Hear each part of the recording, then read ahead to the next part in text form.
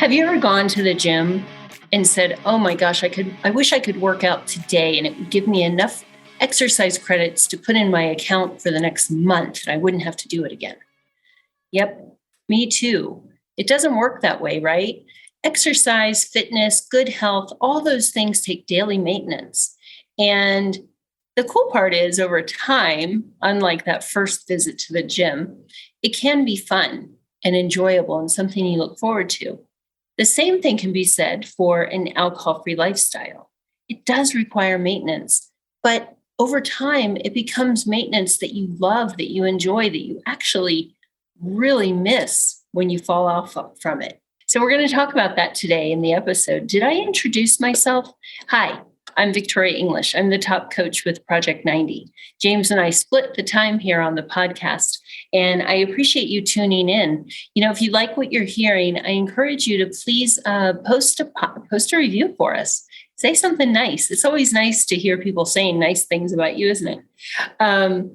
Also, remember you can get your hands on the Alcohol Freedom Formula at alcoholfreelifestyle.com/guide. It's free. James wrote it just for you. Some incredible content in there. You can also schedule a 15-minute chat with me or one of our other amazing coaches. It's a free chat to see if you're a fit for our program. You may not be, but what if you are? Could really change the trajectory of so many things. It's free. You have nothing to lose. Let's get on the phone, 15 minutes, see if you're a fit. You can do that at alcoholfreelifestyle.com/schedule. So, what does it take to remain alcohol-free and happy? Well, I used to ask myself that. I used to think when it came to quitting drinking, I thought, okay, can I just get this over with? Can I just quit drinking and move on with my life? But you know what I found was there were a lot of things in my life that I'd lost touch with. I remember someone saying, "What do you like to do for fun?" And I had to really think about it. What do I like to do for fun? Alcohol steals our joy and it steals our passion for things that matter to us. And so if you love hiking, you may find that you're not hiking the way you used to. How about reading? I was always a voracious reader, but when I was drinking, I wouldn't read a book. I was either too busy with my wine to track a page, or I was overwhelmed with things to do, so I didn't have time to sit down and just enjoy a novel. It's crazy what it takes from us. But the cool thing is, once you put down that alcohol, you have freedom to do anything again. People ask me sometimes, "What do you do now that you don't drink?" And I always laugh and I say, I do whatever the hell I want. And you can too. That being said, you know, in the time that I've been alcohol free, I have rekindled so many interests and found passions I didn't even know I had, different hobbies. I'm so much more connected to people in general. I'm an active listener now. I'm not busy just talking and talking and talking, repeating the same stories. So there's a lot more happiness in life in general. But another thing that happens when we stop drinking is we become so much more in touch with ourselves. And we notice when things are off. When we're drinking, we know things are off because we just don't feel good. Eventually, you do start to feel good. And when things are a little bit off kilter, you notice, you feel it. And so it's a good reminder to come back to what keeps us anchored. And I've identified things that really keep me anchored. And when I say an alcohol-free lifestyle, that's exactly what it is. It's part of my lifestyle now. These aren't things I do to keep me from reaching for a glass of wine. I'm more aware now of thought patterns or moods that I can get into, which don't serve me. It's not going to lead me back to drinking, but it could just lead me into a place where I'm not living fully. And I'll tell you something, after overcoming breast cancer and alcohol, I don't want any more joy stolen from me. How about you? Wouldn't it feel good to reclaim the joy in your life? And then when you feel even a little hint of it being taken away, you correct yourself so you get back in that fully alive state. So, yeah, I'm going to talk a little bit about the things I do to maintain my alcohol-free lifestyle. The first one is I laugh at myself. Do you laugh at yourself? I'm not talking about the things you may have said or done when you were drinking. And chances are, if you are laughing at yourself, it's half-hearted because deep down you're embarrassed. I mean, laugh at yourself and just how ridiculous we are as human beings, right? The silly things we do. I have a habit, you guys. I seriously, I don't know how I made it out of abusing alcohol in one piece, because I was a dancer when I was younger, and I tend to stub my toe a lot now. And I used to think I was graceful and pretty good on stage, but I tend to hit my toes a lot, and much to the amusement of my daughter, Aubrey. But being able to laugh at myself, laugh at, oh gosh, just about anything. Do you laugh at yourself? Try it on. It's fun. And when I say laugh at myself, I laugh at myself because I'm simply being human. I'm not being an idiot through drinking. So there's none of that embarrassed laughing. I'm laughing at myself because I'm human, and humans are funny. Just sit on any park bench and you will notice that humans are interesting creatures. So have a laugh with yourself, at yourself. The second thing that I do is I try to remain present in the moment. Now, if you're still in the cycle of drinking, I'm guessing being present is not very comfortable. When we're drinking, we tend to spend a lot of time in the past, regretting it, wishing we'd done things differently, blaming others, just a lot of negative thinking. Or we do what I call future tripping, worrying about the future, trying to predict outcomes. Oh, I was big on that. I was always trying to figure out the outcome when I may not even understand the question yet. And I missed so much by doing that, by ruminating or future tripping. So now I really make an effort to be present. And one way that I do that is to notice my senses. I've talked about this on other podcasts, and I've talked about it in meetings, but being present with your senses. I'll look around and I'll notice what I see. What do I hear? What do I taste? What do I smell? What do I touch? And as I become more in tune with my senses, I can become present, and I can nurture my senses as well. So I generally have a very happy, comfortable space in my home, in my room, because being present isn't meant to be terribly painful. And even if I am experiencing something difficult, being in an environment where I feel safe is really important to me. So, being present, it really is an important thing, and something that will come to you when you become alcohol-free and you stay out of the past and out of the future. Another thing I do, I don't take everything personally. Boy, that is a big one. And you notice it with a lot of people. A lot of people take everything very personally. I certainly did. And I think when we're drinking, we're even more prone to that. I would say things like, well, if you had my problems, you would probably drink too. Well, some of the problems weren't actually my problems. They were other people's problems. Or I'd look around at the world in general and I'd say, well, look at this world's such a mess, Oh gosh, I'm helpless, I'm powerless. What's it even matter if I drink? No one even cares. No one's going to notice. I'm just one person in this huge, messy world. Woof, very dramatic, isn't it? It's amazing the line of thinking that we go down. The truth is, there's not that much that happens that is personal. Most of the time, it's people behaving in ways that they've learned through different experiences. Sometimes it is personal, but often it isn't. And so, I don't know, just little things like if I'm in traffic and someone cuts me off, that is not personal. That is someone who cut me off. Okay, Maybe they're having a bad day. Maybe they are indeed just a jerk. But it's highly unlikely that it was a personal assault against me. So realizing that other people are coming from all different places when they walk through their world.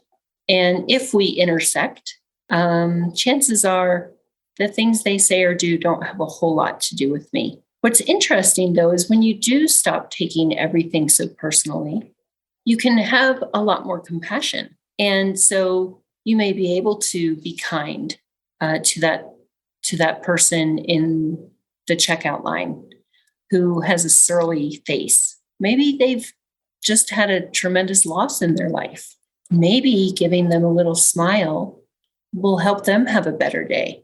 I'm not saying to go around faking it. You don't have to put on a plastic smile. But, when we're not hungover and we're not caught up in our own head with all these thoughts that the world is against us, we can be a lot more generous with our kindness, and it pays off. So I don't take everything personally like I used to, and it really helps me maintain peace. My mental health, I really look out for my mental health, and it's great that there's not so much stigma around those two words, mental health. It's no different than physical health. Mental health is so important. And look, guys, everyone has stuff in life. Everyone goes through hard times, maybe traumas, losses. And looking out for our mental health should be as normalized as getting a checkup, getting a physical, getting our blood work done. So mental health, whenever I notice things are not quite right, I take a look at it. I'll say, well, is this just a mood, or do I notice a pattern? Am I slipping into any kind of funk that needs to be addressed? Or is this just, again, me being human and having a little dip in my mood and things like that? But if I do notice something going on, I don't hesitate to reach out to a professional. I have a therapist. James has a therapist. Really, everyone I know who is in a growth mindset has some sort of counselor, maybe a few. After I went through breast cancer, I had I had a team. I had several different helpers, I called them. I had a breast cancer psychologist. I had a regular therapist. I had a psychiatrist. I went to holistic helpers. I did all sorts of physical therapy and energy healing, all sorts of things. So my mental health is just as important as physical health. So I make sure to take care of that. Exercise. I've always been really, really fit. So I have to be honest, I didn't quite understand people who didn't love to exercise. And then I got breast cancer, and climbing back from all the treatment and the surgeries and learning to accept this new body that I'm in, which thankfully has carried me through a lot.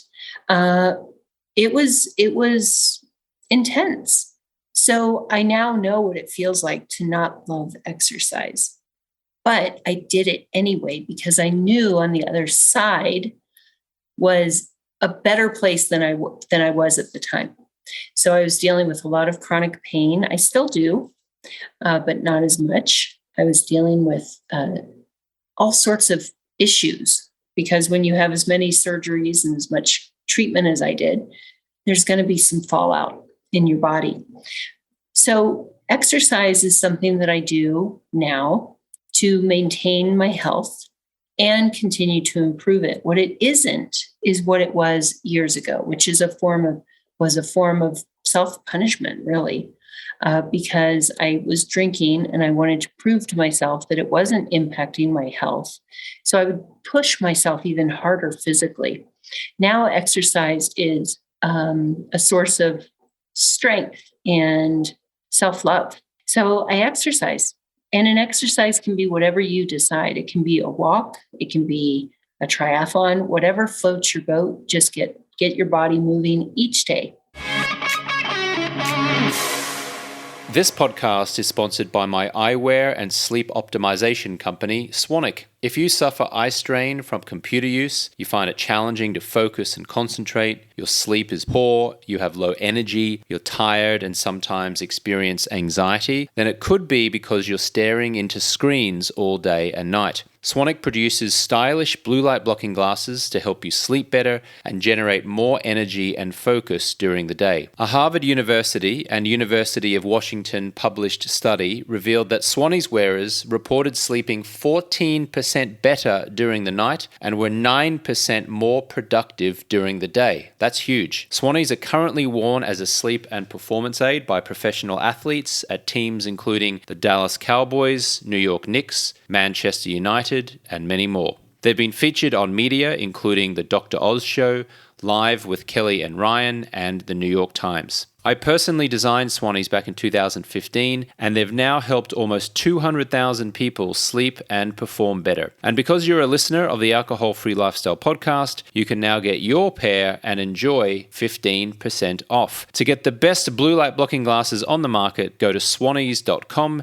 and enter code JAMES at checkout for 15% off. That's swannies.com and enter code JAMES at checkout for 15% off. What else do? I eat nourishing foods. So we talked about, noticing now when I'm off kilter. And when people first become alcohol free, they tend to go for the sugar. And I completely understand that. And I even tell them, look, if you need to reach for a little more sugar than usual, that's okay. It's going to pass. But as an integrative nutritionist, I coach them around that. And sooner or later, it does settle itself. And they return to healthier eating than they were when they were drinking. But nourishing foods, they're really important for my overall well-being, because if I eat junk for more than a day or so, I just feel sluggish. And like I said, when we're not drinking, we're so much more in touch with our digestive system and our joints. How do they feel? Eating processed food causes inflammation. I notice it. So if I go away on a trip or I'm just out of my routine and not eating as well as I normally do, I come back to center. And again, there's nothing punishing about it. It's not about restriction of any sort. It's just being in touch with my body and knowing what foods fuel me and make me feel good. I also nurture the relationships that matter most. I don't have, how do I put this? I know a lot of people. I have a lot of people that I consider friends, but my inner circle has grown smaller. Now, is that because I don't drink? No, it is not. It's by choice. Because when I stopped drinking, I found that I enjoyed a different sort of interaction with people. I'm not as interested in mindless chatter. When you're not drinking and you're not repeating the same stories over and over, or noticing if your drinking buddy is repeating the same stories over and over again, you're naturally drawn to different types of conversations. Now, it's not to say I sit around just, talking philosophy all the time. I don't. I like to go out and have fun and laugh, but my circle is smaller. But my circle is everything. It's everything to me. My children and my inner circle of friends, those are the people that matter the most. And my dad. You guys always hear me talk about my dad. Those are the people that matter most to me. And by nurturing those relationships, I do find that I have more energy to give to others, my clients, my acquaintances, my kids' friends, my kids' teachers, all those things. I'm just because I'm fueled, because I feel satisfied. I don't need to be best friends with everyone. I don't need everybody to think I'm great. I just want the people that I love the most to think I'm great. And hopefully they do. And they certainly do a lot more than they used to when I was drinking. Connect to something bigger than myself. So that can be lots of things depending on what you believe. For me, it's God. I'm a Christian, so I practice Christianity. I pray. That's really important to me. Other people find a connection to something bigger to them than themselves through meditation or a community, an organization where they're making a positive shift in the world. Anything, but something bigger than yourself is so important. And when you think about it, you guys, when you wake up with a hangover, what are you connecting to, really? You're connecting to the same old tired thoughts in your head. You're not connecting to anyone or anything truly outside of that same old tired tape in your brain. Speaking of being in your head, I get out of my own head. I have a rule. If something rattles around more than a few times, I probably need to talk to someone about it. And so if I find a thought pattern coming up and it's old and kind of worn out and tired, but it keeps coming up, that's something, again, that I need to notice and probably talk to someone about. That also helps resentments from gaining any traction. So let's say you have something going on in a relationship and it keeps coming up. Maybe it's time to talk about it. So I noticed that if I have these bothersome thoughts popping into my head, I need to talk about it. So I do. And we talk about how being alcohol-free helps you sleep better. One of the reasons it helps you sleep better when you're alcohol-free, obviously, is because you don't have this poison in you. But it's also because you don't have all these rambling thoughts rolling through your head, keeping you up. So I have lots of space in my head for other better things. The last thing I do that I could think of anyway for this list before I bored you all silly, I remind myself that I don't have to be perfect. How many of you out there try to be perfect? In my experience, personally and professionally, people who are caught in the cycle of drinking really often try and overcompensate for their drinking by being perfect, trying to be perfect. And that's just not sustainable. I've tried it every which way. I've tried to look perfect, act perfect, feel perfect. It doesn't work. And so I laugh at my imperfections now. Remember I mentioned laughing at myself? Well, I laugh at perfection because I know it's unattainable. And I can keep striving to be better without striving to be perfect. And that feels authentic and good because it's that 1% growth, right? If you grow just 1% in the right direction, over time, you've made real progress. And so I can look back and say, wow, I'm definitely not perfect. In fact, perfect sounds kind of boring because where do you go from there? I can say, wow, look at the progress I'm making. And what a loving way to look at life, to just acknowledge that if you are moving in the right direction, that's as perfect as you need to be. Isn't that great? So I hope this was helpful. It helps me. Again, if you'd known me back when I was drinking, well, if you didn't know I was drinking, maybe you thought I had it together. But if you were in the circle of trust, as I call it, there were a lot of things fraying at the edges. And I've made slow and deliberate changes which support me in my lifestyle of being alcohol-free. It's a better way to live, this whole alcohol-free thing. But it requires maintenance. The cool part is with this list that I just shared, it's maintenance that I look forward to. And I miss when I'm not doing it. You can get there too. I would love for you to book that call we talked about. Let's see, we're a bunch of high performers. We have a great time. We have a lot of laughs, some tears, and a lot of winning. So if you're interested in gaining power over alcohol, really making it small and irrelevant in your life, book that call. Check it out. Let's see if we're a fit for one another. Until then, take good care, and I'll see you next time. Here are 5 ways I can support you on your health journey.